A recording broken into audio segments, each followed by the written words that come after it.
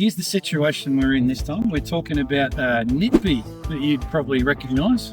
Not in the bunker yet.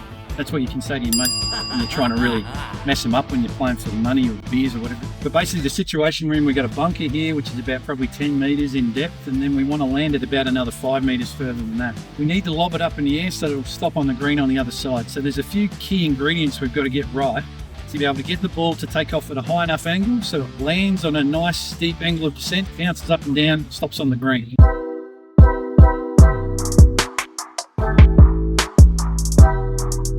So number one is we've got to get the right club. So you need at least like a 56, 54 degree sand wedge. You can use lob wedge. But the main thing is you want to be able to then go take it from 56 or 60 and get even more. So we're going to open the club face. The other thing we're going to do is use the bounce here to hit the ground and stop it from digging in. So we're going to play this a fair bit like a bunker shot almost, right? Because this is pretty soft and wet ground at the moment.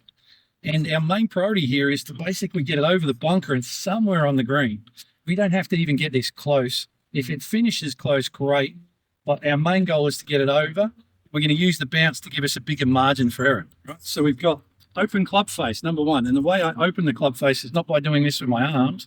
It's by actually opening the club face and then me gripping the side of the club with a normal grip. So if I'm standing there, everything should look normal apart from the club face being probably 45 degrees open there and then.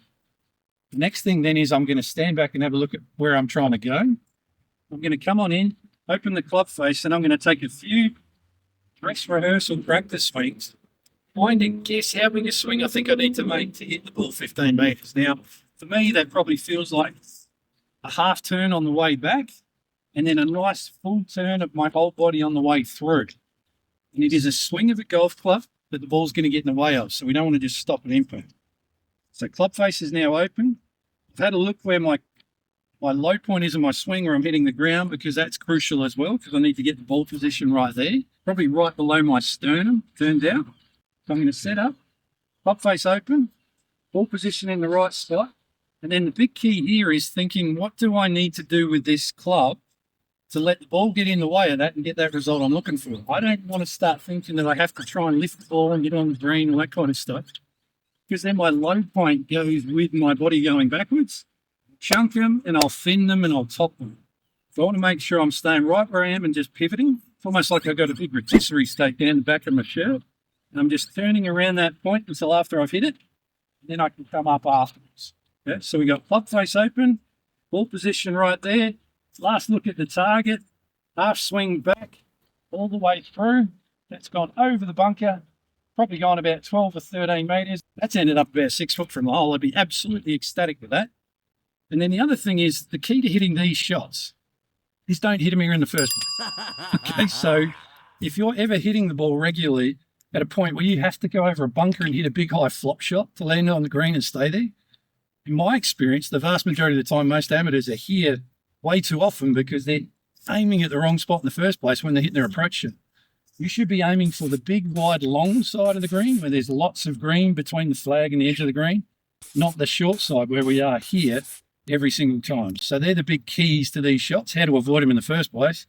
Then also club face open, ball position, follow through, some real key ingredients, put them in the right order, and then test it out. You might hit a little 5 metre one, just goes like that into the bunker. Then you might hit another one that goes 10, right? And that goes onto the lip of the bunker maybe. And then I hit the 15 metre one, which goes all the way onto the green. And the thing that I'm changing is the size of my swing.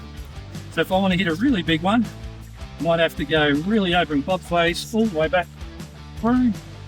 That's gone about probably 20 metres, landed it back at green there. But the techniques are the same. If you're enjoying what you're watching and you want to come and work with me in person, come and join me at the Gold Coast here in Australia. Have a golf holiday and break that bag golf and play the golf of your dreams in the space of 3 days. All the details are down below on my website. And don't forget to subscribe to the channel. Cheers.